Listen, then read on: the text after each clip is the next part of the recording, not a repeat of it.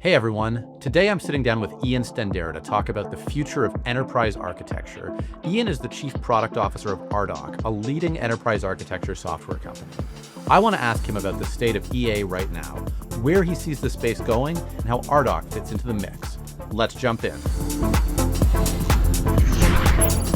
I wanted to start by just talking to you a little bit about enterprise architecture, I guess. And I'm by no means an enterprise architecture expert, but I have worked alongside them for a number of years here. And one of the things that I always remember about enterprise architecture experts is they never seem to agree on what enterprise architecture is. And anytime a new one comes in, they just they insist that everyone before them has got it wrong. And there's some magical code or magical phrase that means enterprise architecture. And so I'm curious, in your words or in your world, what actually is enterprise architecture? You just go right for the bomb drop. Yeah. So what you're describing is really funny because it is an industry of taxonomy and nuance and definitions, right? And it's hilarious because then it becomes reflective on themselves super quickly. So yeah, what is EA? If I was to say anything to summarize it in the most succinct way to my grandmother, it would be basically the individuals whose job is to try to really understand how the business is operating, and what opportunities lie within that business to achieve their goals. Right. And how they go about that is a million different ways, and I think that's kind of the challenge of the industry. But that's basically the crux of it, right? And if they're not doing that, then they're probably more in a semantic debate on the importance of EA, I guess. Right. And I'm very much noting the walking on eggshells answers because it's just it's fraught with landmines. And so maybe It truly is. Yeah, which makes complete sense. So maybe let's flip that around. What is EA not? What are misconceptions about EA that you hear where you're whoa, if you think that's what enterprise architecture is, you're kind of barking up the wrong tree. So I would say some of the big red flags often is if it's overly IT centric and purely focused on governance. If it's basically a board or a group of individuals who are in place to just, shut things down, then we're probably not doing it right. So I think that's the one thing. The other thing is if it gets really detailed into the IT side of things, not that that's a problem, you need to have the understanding of the technology. But without the context of the business, then it seems to be almost self-servicing for just IT, and that doesn't really help us progress in the enterprise level. And that often is exemplified with people who come with a very solution-oriented or solution architecture background, and that's the primary focus, is just doing that. And again, I think it's not that those are things that don't exist within the scope of responsibility, but I see them being over-indexed, and that's kind of the don't do that type of thing. Right. And it's interesting because it's a discipline that did very much kind of grow out of IT, but it sounds for sure. I'm curious from your perspective, what are some of the indicators that an organization is going to actually be successful with it or are on the right track? And it sounds like the traditional way is just kind of fraught with peril, if I can say that. Yeah, I mean, look, it's a job with a really large scope and potential scope, and I think anytime you have a job like that, and I think product management, for example, what I deal with on a day-to-day basis has a lot of the same similarities, right? If you want, product management can be all about managing projects and throughput of engineers. Yeah. Is it valuable? Sometimes that's important, but it's only one aspect, right? And the same happens on the EA side. So I think the most important thing is finding that balance, and the ones who really succeed typically really understand what the business is doing and why they need to make some sort of change. And remembering that the whole point of enterprise architecture really is to enable change, right? And to be a catalyst for change. If you're not a catalyst, but more of an inhibitor, then that's the challenge. So the successful ones typically start with the business. They understand the strategy. They understand what success looks like, which is something that's absolutely crazy to me is how many conversations I have with people and just they're asking me, how do I measure ROI for my job? And that's scary. Yeah. And I've said it before, I think EA is kind of in this midlife crisis of who am I and what's my purpose? And that is reflective also in those conversations of what is EA, right? But if they understand what the business is trying to do and how they can help enable that change, then it's a lot easier to talk about, well, what's the value of EA? What's the value of my role and the data I can bring to the table? And that flips the entire script for the likelihood of success. If you work in IT, Infotech Research Group is a name you need to know. No matter what your needs are, Infotech has you covered. AI strategy? Covered. Disaster recovery? Covered. Vendor negotiation? Covered.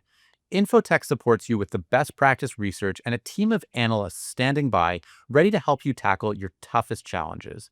Check it out at the link below, and don't forget to like and subscribe. I like kind of the midlife crisis analogy, and I'm curious, like, what in your world and in your view, like, what is EA growing into? Like, what can EA be when it grows up? Right. After it sells its Miata and shaves its head. Yeah. It's going to be, I think it's going to be something that's definitely much more data informed, much more proactive and responsive, and probably growing, or at least hiding some of the academics or methodologies from the consumers, right? Like, it's inevitable that you're going to need ways of articulating complexity into a simple way. And that's why EA came from like this modeling background and this system thinking. And that makes a lot of sense, because that's like a path to achieving the goal. But as EA matures, it's going to be able to come away from that a little bit and be able to actually speak in the language of the business, bring data to those discussions, and be able to do so both proactively, but really quickly as well, which has been, I think, the biggest challenge, because like the business is trying to change fast, right? They want to change their strategy from quarter to quarter sometimes. You know, they go to a conference and they're like, we're doing AI when they get back. And the EAs have to be able to respond with speed if they're going to be in the future. And so I think like the future of EA is going to come much more equipped with great data at their fingertips, and then really the salesmanship to be able to sell it to the rest of the business and get people on board for how they're going to actually achieve their goals. So it's more of a consultative future, right? Yeah, no, I like that, and it makes sense to me that there's kind of, you know, the behind the curtain and in front of the curtain. I'm distracted by your curtain, I guess, but like there's like the stuff that has to be done behind the scenes, and there's, you know, more of the language of the business. How do we de-academicify, if I can say that, you know, and really sell this? But there's, you know, you were talking about data, and you know, we've kind of backed ourselves into this conversation about supporting tools, right, for enterprise architecture, and that, you know, that's kind of where Ardoq comes into play. So, like, in your world, what does that look like? What kind of arsenal should organizations who are taking this seriously be equipped with to make sure that they're actually set up for success? I think the one good thing is a lot of organizations have the fundamentals kind of in place, but they're just kind of missing that connective tissue. So what they really need to be able to do is take the source of truth data they have in like each kind of team, department, silo, bring it together and understand how it's connected. And I think that's where tooling is going to come into play. And that's kind of the future of tooling in the space is going to be really critical, because you need to be able to articulate how does like the change in your sales metrics, how does that connect to all that effort you did in implementing that new super expensive CRM, right? Or how were you able to take all that information about your customer and make like a single data lake about your customer and use that to increase the efficiencies of your go-to-market motion?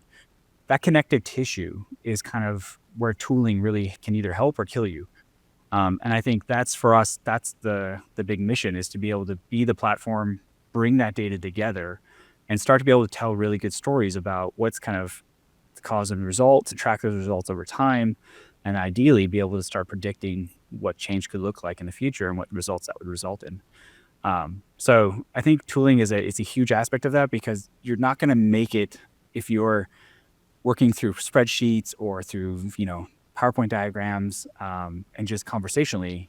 You're only going to be able to get so far. Either you're going to operate at a huge level of abstraction where you could say anything. You could be any McKinsey consultant and say, you know, you guys should improve efficiencies and go to market with more innovative new products powered by AI. It's like, okay, great. What does that really mean? Or what the other option is, if you don't have great tooling, is that you hyper focus kind of on a project level and you miss the big picture of like, hey, you know, could have really done a massive improvement to our strategy if we had leveraged the data we already had into power some new capabilities around AI evolution, for example, right? So like that's where tooling for me really comes to play. It's to kind of support that shift from either way too abstract or way too detailed and bridge the gap and pull the existing data, really pull it together to tell better stories. So with the toolings in the space you play in, I mean, you're creating a capability, right? And I'm curious, Ian, in your world, like, you know, how is this different from traditional like analytics, or if you already have like, you know, an ERP or a CRM, some sort of, you know, enterprise, you know, information system? You know, what makes this different, and you know, what's the Yeah. lens or the value that you guys bring there? So what makes it different is, again, this is why I think there is a future within EA is a lot of the data that exists in those other tools, whether it's an analytics tool that's simply like Power BI Yeah. or a monitoring solution or even like a GRC solution. The difference is EA is equipped to kind of put that data into the enterprise context, Hmm. right? And they do that through great methodologies and ways of kind of connecting the dots through abstractions and concepts like capabilities, for example. Uh, so there's some magic happening behind the scenes to take that data that already exists and to put it into context of the enterprise. And that's what EA is really all about. So for us, the difference is, okay, if EA tools today or traditionally really focused on that kind of articulating the enterprise architect's perspective, but you have all this other data out there, how do those things connect? And we really wanted to focus on building the relationships between the data. So being able to say that, okay, there's a concept of like a sales capability. We've scored it as being actually quite low in our company. We need to mature it if we're going to really succeed. What tools do we have available? What data do we have available? What people and skill sets do we have available? And are they being leveraged? And EA is kind of that bridge to be able to answer those questions. But that data might already exist in your HR system. It probably already exists partially in your Salesforce system or your CRM. So being able to, again, extrapolate that into more holistic story, I think, is really the big point here. And that what Ardoq is all about is basically those relationships between this data. And so as it gets pulled into your system, is one of the things you offer, Ian, like kind of almost like a digital model of your organizational architecture, and then the data is kind of set up in that way to be better, you know, kind of understood, and you know, you see the intersections there. Absolutely. So we're pulling the data in. That's going to describe a model of how your business operates, which is great. And then what we want to do is also take that dynamic data that exists in these other tools that's more like real time and lay it over so we can describe how well it's operating, right? So we're trying to give people the tools to understand really how are we doing the thing and how well are we doing it. And if we can give them those two things kind of in context, then it's just a far better decision platform, right? So that's the gist of it, really. Right. I mean, the phrase that's coming to mind for me, and I know it's not the right phrase, but like a digital twin, right? We hear about Digital twin. sometimes, and Yep. is that Yep. abstractly kind of what we're building here? Absolutely. Cool. Absolutely. So the digital twin is a concept like if you were to say, if EA is to be redefined in the future into an entirely new market, I think the digital twin is where we're going, right? And it's going to blend the boundaries of traditional enterprise architecture, process intelligence, process modeling, business BA tools, business analytics, all of these areas, these kind of near proximities that are trying to get close to this idea of how are we working as a business. They're kind of going to merge into this digital twin. And you'll have actors that kind of are data inputs into the digital twin. You'll have actors that are trying to manage the digital twin. So that to me is really, to put an icing on a cake with a nice buzzword, I think that's the future of EA. Got it. Got it. No, that's super helpful for me. And so the idea is like if you want to start making like org design changes, and you're thinking like, oh, I'm gonna like fold these sales teams together, or I'm gonna embed this data team like, you know, into the business unit it's supporting, you can start to model that out in the tool and get a sense for that before you. Is that fair? Absolutely. Cool. Absolutely. So the majority of our customers, when they get started, and the reason why they've started investing in EA, so like it's kind of interesting to see, like in the United States or the North American market in general, it's kind of like a restart. It's either like, hey, it's a fresh new team or a totally new mandate, and we're kind of restarting your function. While in Europe or Australia, we see more of an established kind of function that's trying to optimize and improve. But more or less, probably 70% of all of our customers, they start because there's a major change initiative underway. Just like you said, we're trying to merge two teams or we're trying to roll out some new technology. And that's that's kind of the Kickstarter to, okay, why do we need to get a better overview of this area? You mentioned earlier that's really interesting to me, and you mentioned earlier that like if this is like too IT specific, too IT sponsored, in some ways that's can be a flag. Are most of your kind of sponsors or buyers, CIOs, CTOs, do you prefer to see a CEO in the mix? Like who should be sponsoring this thing? I mean, it's great when we get out of the sole ownership within the CIO function, but yeah, 9 out of 10 times it's the CIO's Mm. budget and kind of decision. And again, it's not a problem that it's a CIO and their budget and decision, but the success will be linked. Are their strategies aligned to the business? And if that's the case, then we're off to the races. If they're like, hey, we're IT for IT, or Yeah. we're just trying to be a supporting function, then we're kind of in a scary spot. But most of the time, it's in with the CIO function. But what we are seeing is some of the really successful ones that do kind of the innovative and stop focusing on kind of governance and more focusing on like, how could I bring faster products to market?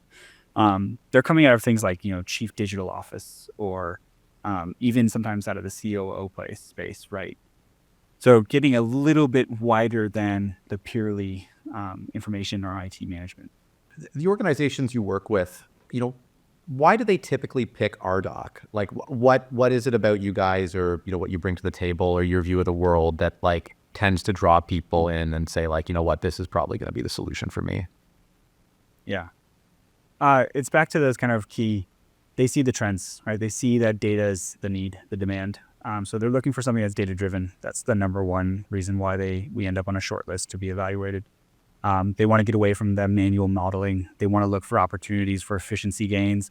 Ideally, integrate into a wider ecosystem. Like you said earlier, this data exists with different. So data is the number one thing, being really data driven. To combine that, we have an approach which is kind of different from EA, where we didn't really set out to build an EA tool. We set out to build a data platform to kind of grasp all this data and knowledge. And that ability, that flexibility to be able to represent virtually any kind of data that a company might have is what drives them to Ardoq. So yes, every EA tool out there has an ability to extend their meta model or their data model. But Ardoq is the only one that actually organically grows as you connect the data, and there's no limitations to what you include. So you can get as abstract as saying, I want an OKR in Ardoq, or as detailed as saying like, this is the exact skill this person has, which might not be in a traditional EA context. But for us, when it comes to managing change, these are really important data points. So those two things are the top two. After that, it really goes into that efficiency side. So what can we do for automation? What can we do for automated visualizations? How can we operationalize this data? So it's not just an EA, but it can actually extend and engage a wider organization. So that's where things like integrations are really critical to meet people where they work or get data from the source of truth.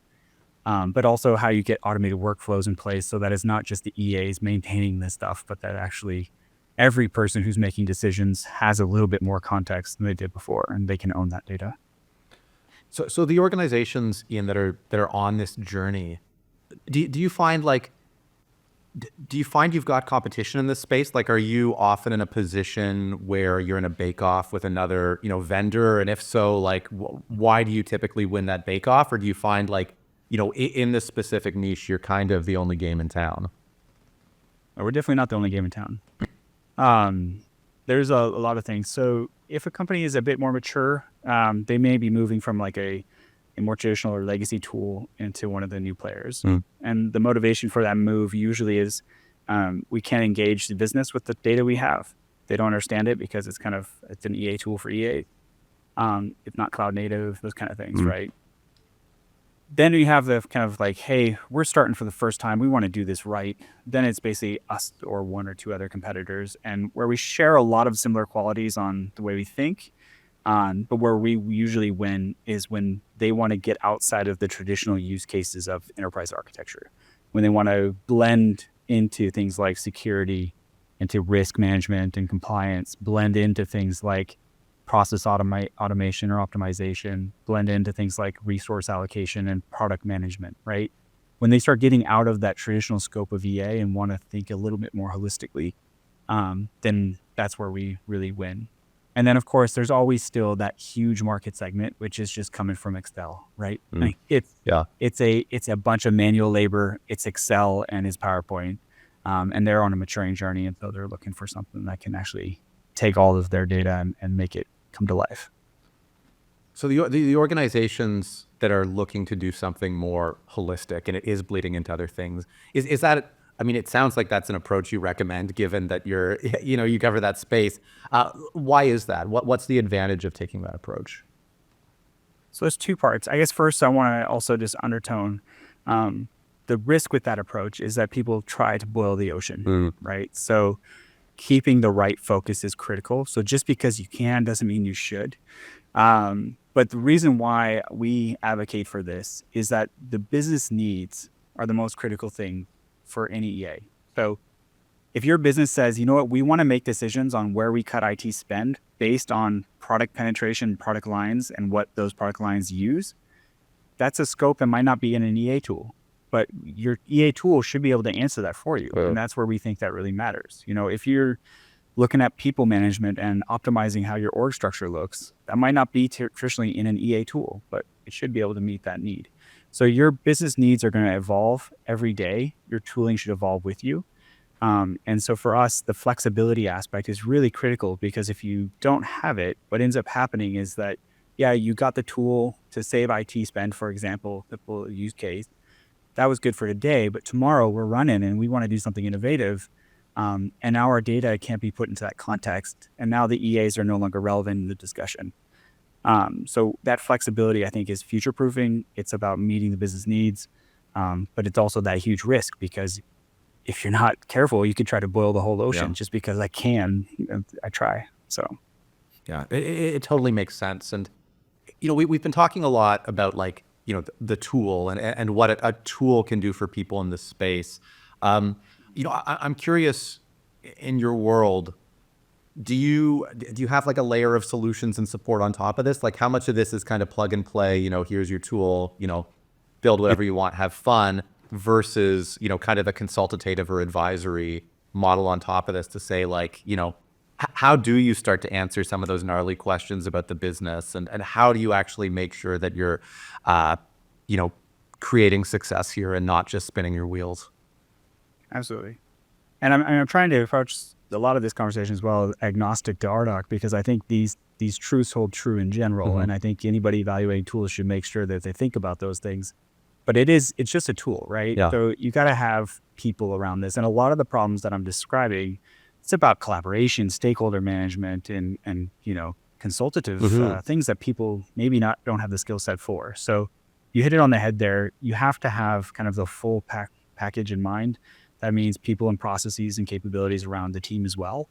And for that, we do have like an internal professional services team, but they're really focused on just getting people to those quick kind of flywheel moments where they can start being independent, right? They're not in there for long engagements. For the long engagement stuff, we depend on a real deep network of partners who have different specializations based on industry or maybe the problem that's being addressed at the moment, right? We really want to maintain as much focus on the solution aspect, the product, because the more we invest in professional services, which I think has been a downfall for a lot of the legacy players in this industry, the less motivation there is to improve the product, right? Because you're making so much money on selling partners in professional services. Yeah. So for us, we've been trying to always make sure we keep a healthy balance there so we can keep pumping money into the product to make it better. But you have to consider the fact that a lot of organizations need that extra handholding. They need that advisory. And there you need to make sure that the vendor as well as their partner network can support you. The last thing I'll say is you mentioned a bit on kind of the solution aspect. So one thing that we've learned, and this has been a big maturing part of our journey in the last 10 years, was that you can have a big, powerful data platform, but if you don't help customers by pre-configuring it, it's kind of a blank canvas, right? And that can either be heavy manual support, or you're setting them up for failure. So one of the things we've been really focusing on the last few years is really productizing this platform around typical use cases and solutions, so that when you open it up for day one, you're already running with some recommended configurations. And we do that without trying to limit the future flexibility that you may need, but at least give you a guiding light to say, okay, this is how we would do it. If you want to change it, that's fine. But like now you don't have to think about how do I start with a completely blank slate. And that's been a huge maturing journey for us, especially because, yeah, it can be quite daunting. That's awesome. And so, you mentioned, industries before. As you kind of templatize that and look at the, the standard use cases, is it by industry? Is it by size? Is it by objective? What are the kind of the main avenues there? And this is the hard part. So there are consistencies to the business problems, regardless of industry and size. So that's kind of the starting point on the big kind of overarching use cases. So if you're working within IT management and application rationalization, which is usually where people start, more or less, you're dealing with the same kind of configuration, whether you're a new time customer just in the small kind of segment or the biggest, longest running enterprise team in the world. It's more or less the same stuff. There's some nuances, of course, but that's pretty consistent. Then on top of that, you do have some industry perspectives that does change how you approach and what kind of the motivations of your business are.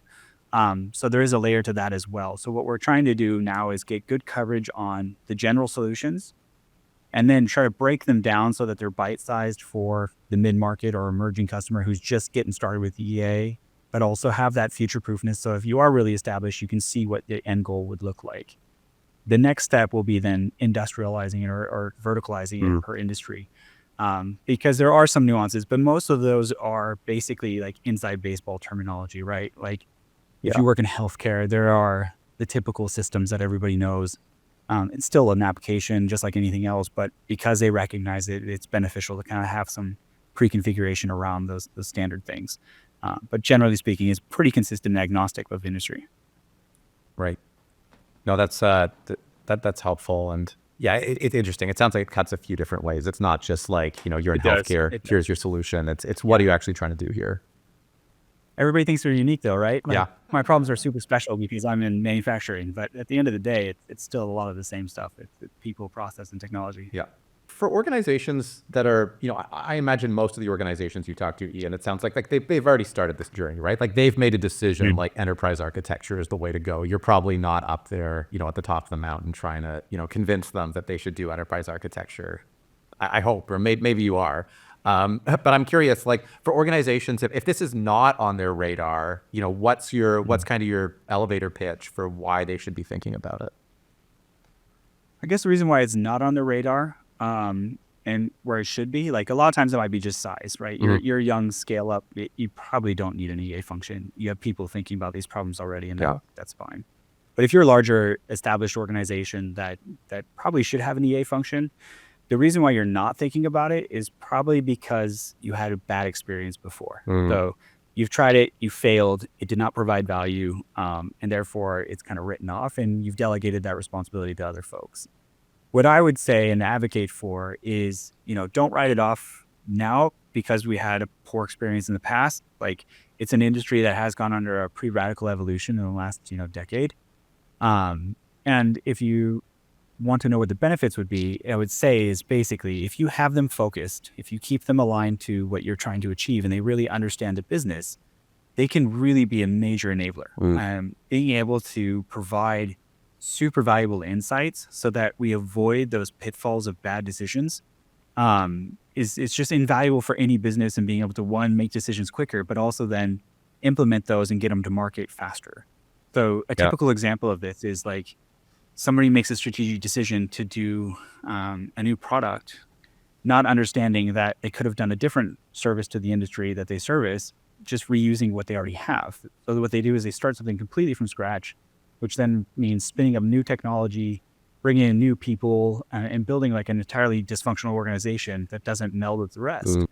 Where if they had an EA with good data and good insights, they might have been guided towards a decision that has a similar outcome of bringing something new to market, but much quicker and much more future-proof because you're kind of repurposing things you already have.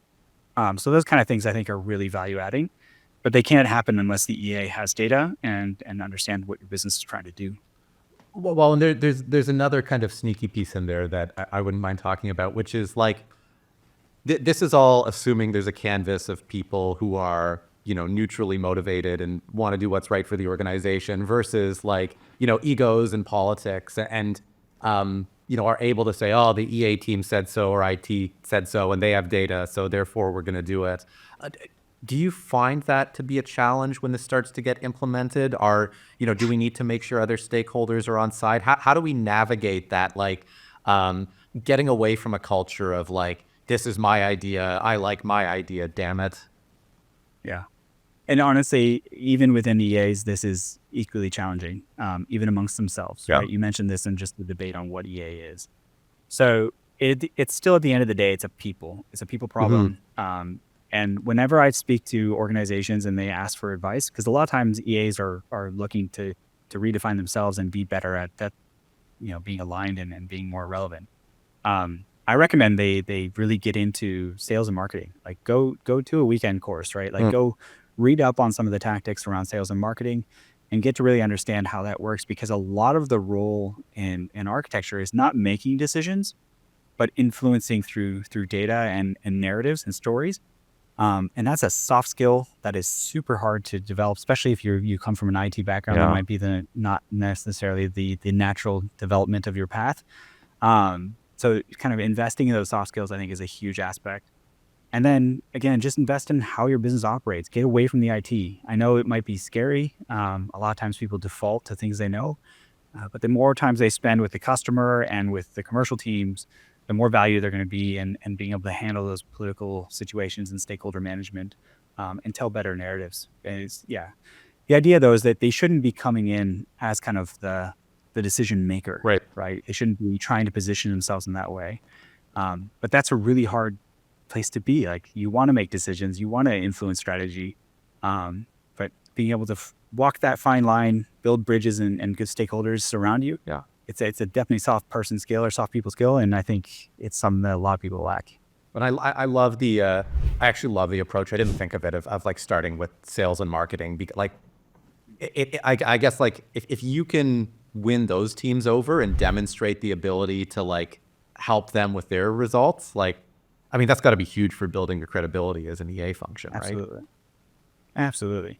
Because then you kind of lower that guard of, oh, you're an IT person here. You're going to tell me, you're going to tell me no, which I don't want to hear right now, because I have a clear kind of quota on my head or a lead gen number I need to hit. So you remove that kind of fear or allergic reaction. And then also you show that very quickly by understanding their day to day, you can actually add value by saying, look, imagine if your team didn't have to process all those leads manually. Imagine if we could, feed that through a tool that would do that for you automatically. Would that help you save money so you could repurpose your marketing spend? And all of a sudden now you're like, oh, wow, that's actually something I really want. Instead of them saying, hey, you can't do that because we have this tool, and if you use it, then we're going to stick to our kind of principles of EA on what, well-governed, secure tooling is. Well, that doesn't matter to them, at least not much. Yeah. So it changes the whole conversation just by starting by understanding the day in the life. And I think a lot of people forget that. Right. How can I help you do your job better? How can I help you, make money completely? Kind of jujitsu's the conversation. Absolutely. Yeah. Absolutely. On the kind of making money note, we talked a little bit about industry. Do you do much? Does Ardoq do much work with public sector organizations, or is it almost all commercial sector? Oh, there's a huge amount of public sector. The nice thing about the public sector is they're much more willing to collaborate across lines because there's no competition, right? Yeah. So we had a pretty organic and rapid growth in the public sector in Europe from early on. And that was motivated by kind of modernization projects happening in high service government bodies. So things like, now it's called His Majesty's Courts and Tribunals in the UK. They're under a huge modernization lift, and it's very public, and it's I think one of the largest IT modernization projects in the public sector in the world. But they're totally willing to talk to other federal agencies around the world. We have a huge municipality group in the Nordics, because obviously if you're Denmark, Sweden, Finland, Holland, you probably provide the same social services. So there's a lot of similarities, and they have a long history of adopting similar technologies. So it's easy for them to say, okay, well, how did you guys do this? Or what are your alternatives to this kind of architecture? And you can build communities around it. So we've had a huge kind of organic growth around these communities of practice. So how does that like once they're doing that effectively, like what does that look like? What is like once this is implemented, what does a successful organization look like here, kind of abstractly? I think abstractly, it's they're able to have a bit more informed discussions on what they should change when and why. So like it's so often that a vendor is driving like a modernization discussion. So you have a big ERP system or a CRM, and the vendor is telling you to change, right? You're to get on board with this new thing. And they have their own incentives in Mhm. that. And a lot of organizations don't have the knowledge or the data to defend that. And so they kind of trust their partners and they trust their vendors on just going forward without thinking of maybe we need to think of a new solution. And so a good EA function is able to change kind of where decisions happen as well as how are they happening. So that companies can avoid those pitfalls of like, okay, we're going to go on a 6-year journey with this vendor to modernize into this new platform, and no real understanding Yeah. is it going to provide us better customer service or reduce cost and these things. And the good functions, the really really top tier, are able to show that value iteratively through the whole process. So if they do say we're going to do that modernization program, we're going to show value every step. We're going to report it to the CEO. They have that insight that, hey, we made a decision to save cost or to provide better service, and we have measurable benefits. A lot of times those decisions just get made with like an agreed truth, and then we forget to measure Mm. and kind of hold people accountable to the results, right? Or often they leave before it's even done. So having that kind of consistency and is really top tier on what good looks like. Well, and that, it sounds like comes back to something you were saying earlier about actually like implementing this and setting it up properly in the first place, right? And understanding like what your goals and objectives are versus just like, EA for EA's sake or IT for IT's Right. sake. Yeah, absolutely. And that is honestly the hardest discussion I have with every new customer. Yeah. It's a mental shift, right? So they're saying, we're buying this tool so we can merge these two companies. Okay, why? Yeah. Why do you need to merge them? Well, we have duplicate IT systems. Okay, is that a problem?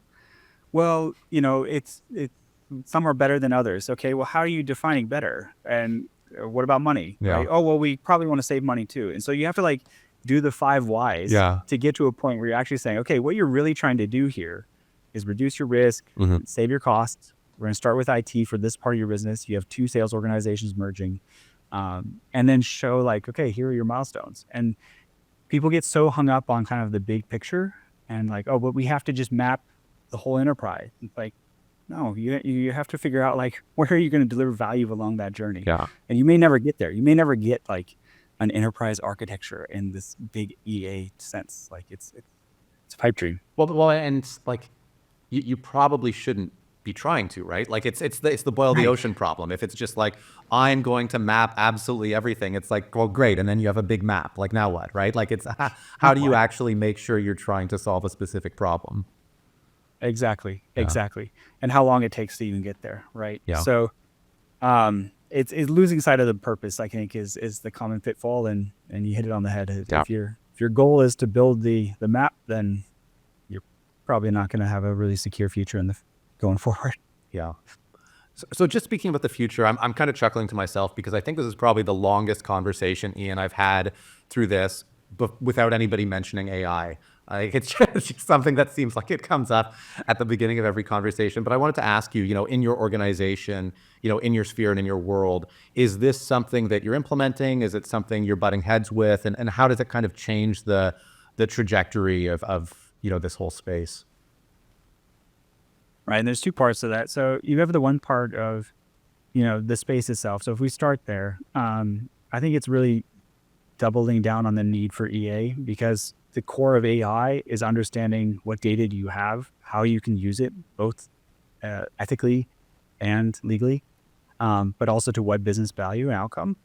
And then what systems you have and where does all this data reside, right? And that's kind of foundational for EA. And most companies, unfortunately, can't answer those questions. So they might have a great AI strategy, but the path to doing it is going to be really long if they can't answer those basic things. So that's pushing our customers to invest in EA, and that's good for us, and that's good for the industry. And I think it also pushes kind of the the modernization of the entire domain, which is great. Then there's the tooling aspect. So, you know, EAs are being demanded to have more data at higher rates, within operating in a higher frequency of change and a much more kind of diverse ecosystem, right? These are really hard things to manage. Luckily, with AI, it's going to be helping the EAs get that overview, and make sense of it, right? Like, if you start to, we have customers literally. So Ardoq is built in this concept of a graph database, which it doesn't really matter. But the point is basically you have kind of this big hairy ball of data, and we have customers that literally have millions of things. So how do you make sense of millions of things? That's a real challenging question. You can do that, the manual way through analysis and querying, which is fine. But with AI, you can put that into a whole new context, right? And since we have data in the bottom, we have the ability to really enhance and augment the entire user journey of an architect, but also give them new capabilities on how they think about analysis, not to mention just the speed of this. So implementing AI in this industry, I think, is going to be just table stakes and critical. Most of our competitors and ourselves included are really focusing on kind of the obvious stuff on like improving data quality, and doing basic analysis. But where I think it's going to really kind of differentiate is when we get into the space of how do we actually augment the job of the person so that they're not doing the same job at all. They might have the same end result, but or a better one, but the path to getting there is entirely rethought. So that means how we think about data collection, how we think about progressing. Imagine instead of logging into a tool and talking to a partner about, okay, I have this business objective of developing new products faster. How do I do that? Imagine if you had a co-pilot that could actually say, well, these are the typical kinds of data you need to get. And here's where you're going to find that data.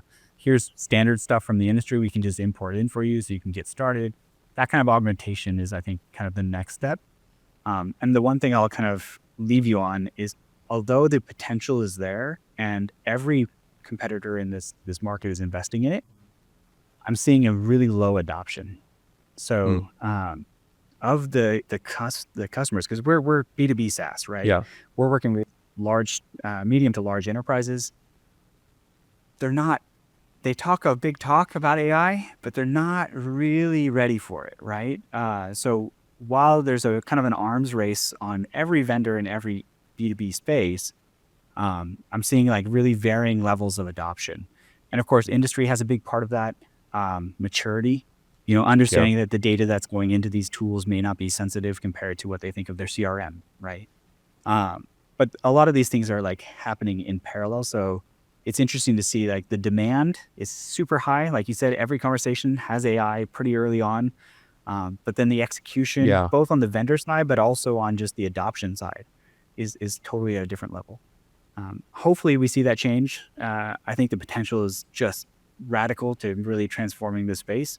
Something we're investing heavily in, but I'd like to see the customers really be pulling as well and adopting. Well, hopefully is kind of an interesting word because, you mentioned maturity, and my sense, I'm curious through your lens, like my sense unpacking that a little bit is that the ones that are implementing it can and are getting ahead, and the ones that are less mature, there's a risk here of them falling behind. Are you seeing that, or is there a different pattern playing out? I mean, absolutely. I think in general, those who lean into this kind of scary change, typically come out better than the others. We saw this with cloud, with mobile first, with every technology wave that comes. The ones that lean in and try to figure out how it can work for them, those are the ones that really have that differentiating factor. I don't see enough leaning in that we're going to see a huge divergence in the next quarter or year. But I do think it's going to be really transforming businesses. And I think also from the EA side, especially, it's going to really radically transform what is the value of an EA, right? Yeah. I mean, if your whole job was modeling and making diagrams, that's not really valuable anymore. If your whole job was interviewing people and collecting unstructured data and putting it into abstraction, that job's getting less valuable, right? But if your whole job is making sense, understanding the kind of soft things like strategy and objectives, and making sense of the large data that you have behind you, and you can tell those narratives and stories, now you have a future that really leverages EA or AI. without undermining kind of your history and your past and your skill sets.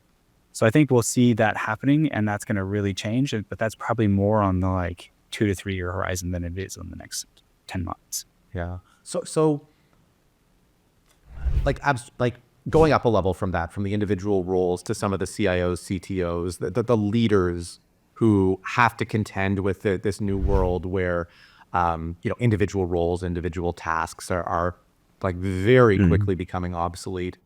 What's your, best advice for, what their posture should be or what they should be thinking about as we move into this world?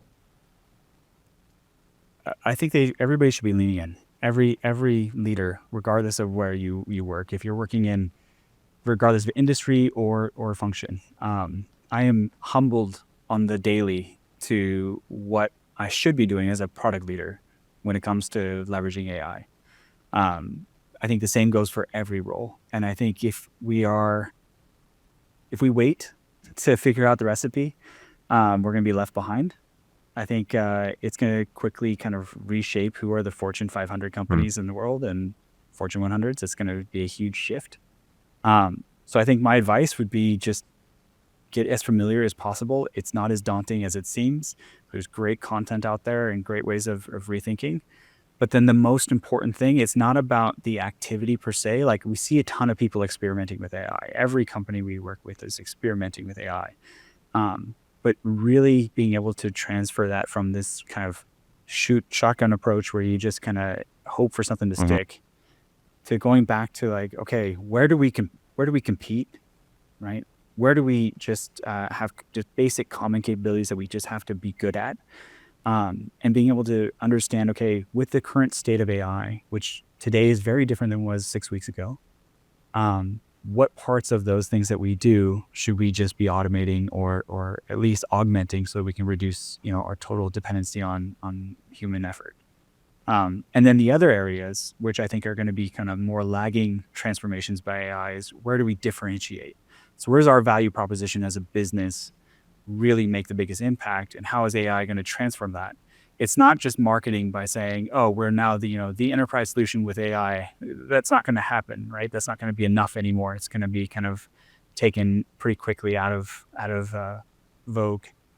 So understanding what your differentiating capabilities are, and then that's where you're going to have to do more intensive testing and validation on what AI can bring to change that or enhance that capability. And I think that's going to be kind of the lagging of the transformation for most industries, but also that's going to be the point where we redefined the industry in total, right?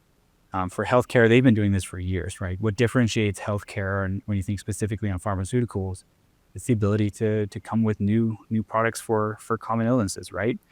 They've been leveraging AI for decades, way longer than most of us even knew about the potential, but it's because it was very well focused in an area with a lot of great data, a lot of great research. And that's radically transformed their ability to go to market with new products.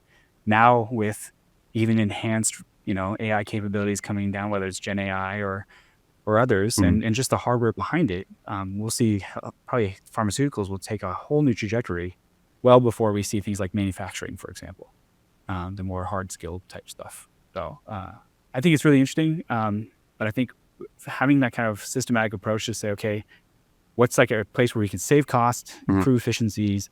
AI is probably already ready to take a lot of those challenges. And then where do we differentiate? And that's going to be a lot more, take some risks, take some bets, do some tests.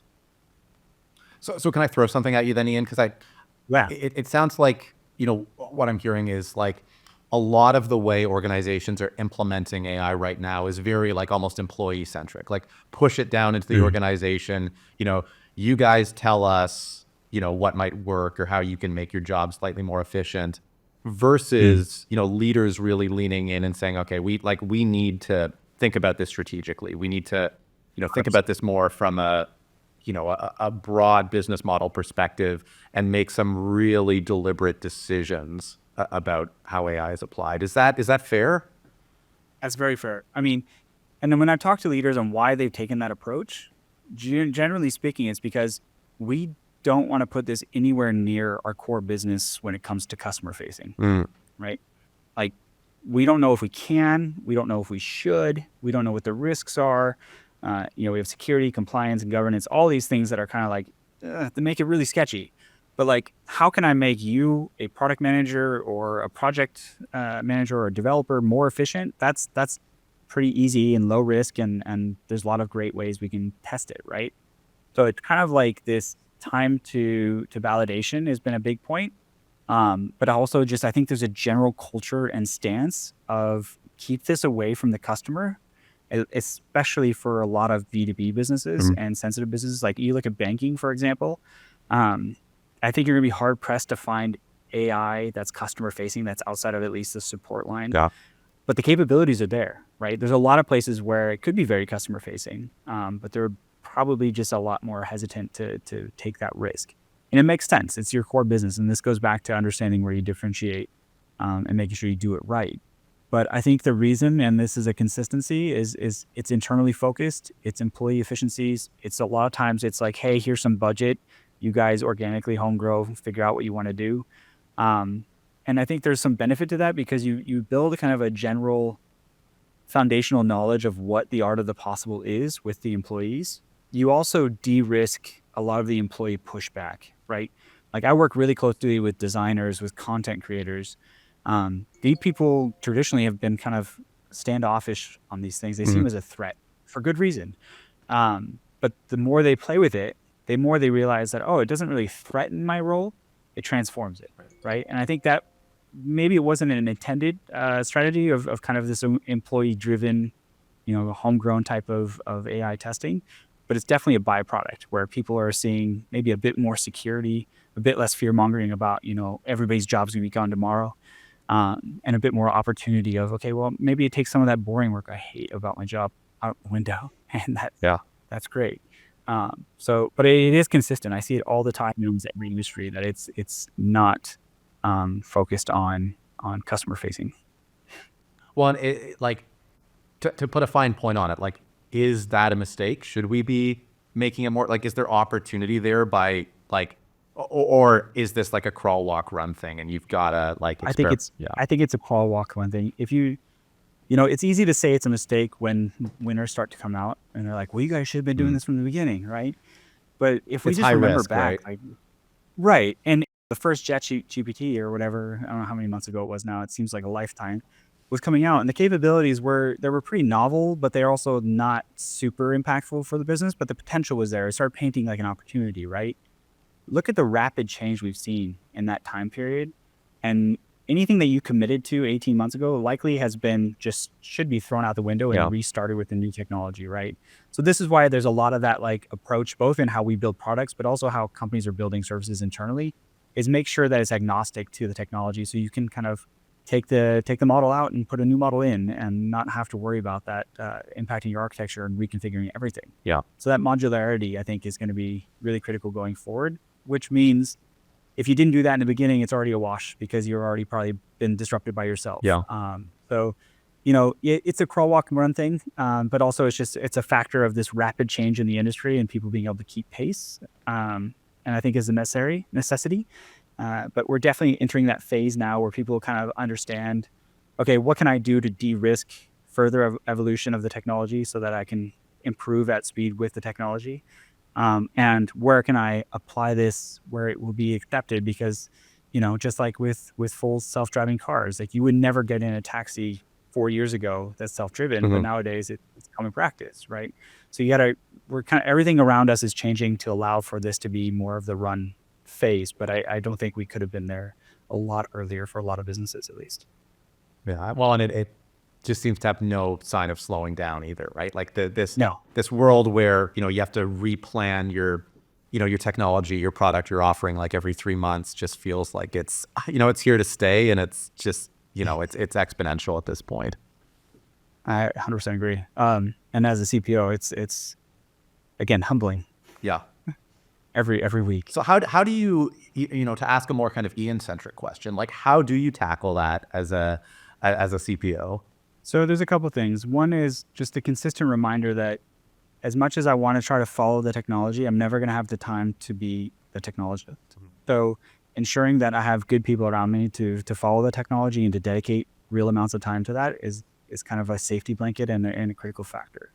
And remembering that I think the most valuable thing I can do as a leader is to understand the customer, understand their pain points and what they're trying to achieve, so that we can focus on the right problems. The technology is simply an enabler. And I think the role of any leader is ensuring that whatever you're trying to do, whether it's enact change in how your business operates or improve your product, it's about prioritizing the right problems. And if you can do that well, then the technology and the opportunities will fall into play. Now, that being said, sometimes choosing the right problem to focus on is opened up and reprioritized because of new opportunities that you didn't know existed in technology. That's going to be the case as well. So you have to have a pulse. But personally, I don't have the capacity to do both. So I figure the best thing to do is just an intimate knowledge of who our customers are and what they're trying to do. Yeah.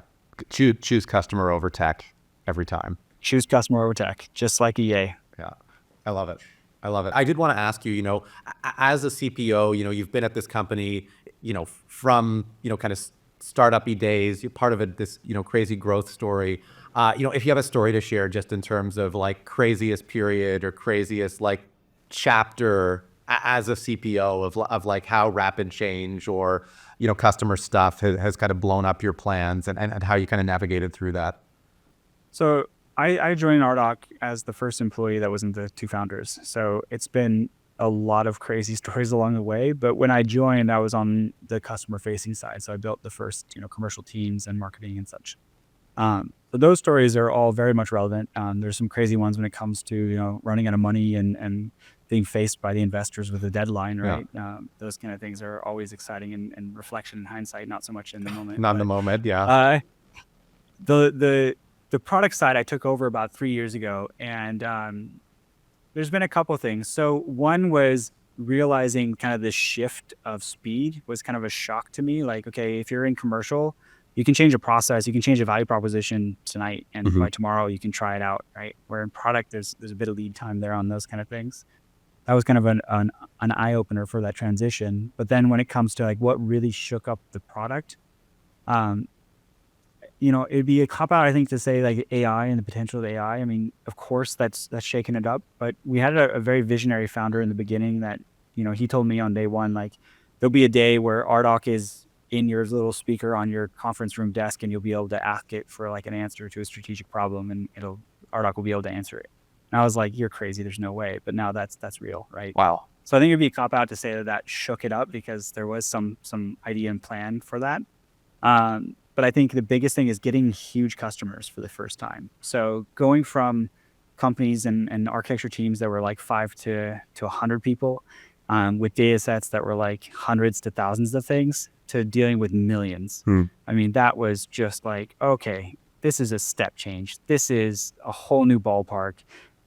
We're talking entirely different way of thinking when it comes to building product, to scaling product, scaling UX. I mean, I've always heard of like technical scaling, like, is your product scalable? And usually when investors talk about that, they think of like, what's the cost of adding new customers onto your product? What's the cloud increase and all this stuff? But I think often, at least I was a bit ignorant to, is your UX scalable? Like, what happens when you have, 900 active users that you have to manage on an enterprise level with really granular permissions? Well, that changes everything you think about on permissions. What about if you're going to visualize a network of 1 million things all interconnected? How do you do that? Like, it just breaks everything. So that was like a real shock, a really exciting one, because it also showed like, okay, now we're getting to the DTO. Like, we went from like building a product that will one day address the DTO to actually working with real DTO examples. And that was super exciting, but man, it hurt. So that would probably be my biggest one that comes top of mind right now. That's awesome. I love that. And it's I was thinking about it because as CPO, you like what you've described is so incredible, right? Like the ability to have a product and a platform that supports organizations at that level, especially if you've gone on that whole journey. But the reason I'm chuckling is because I've been there in a past life, and like, you often don't have that time for that moment of reflection to be like, yes, we did it.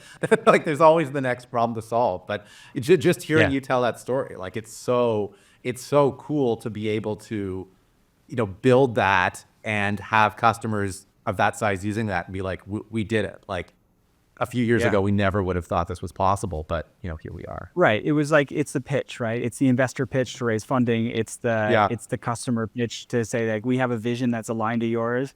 But then all of a sudden somebody makes that real. And one, you realize where you got to put your money where your mouth is, right? And Yeah. and really deliver.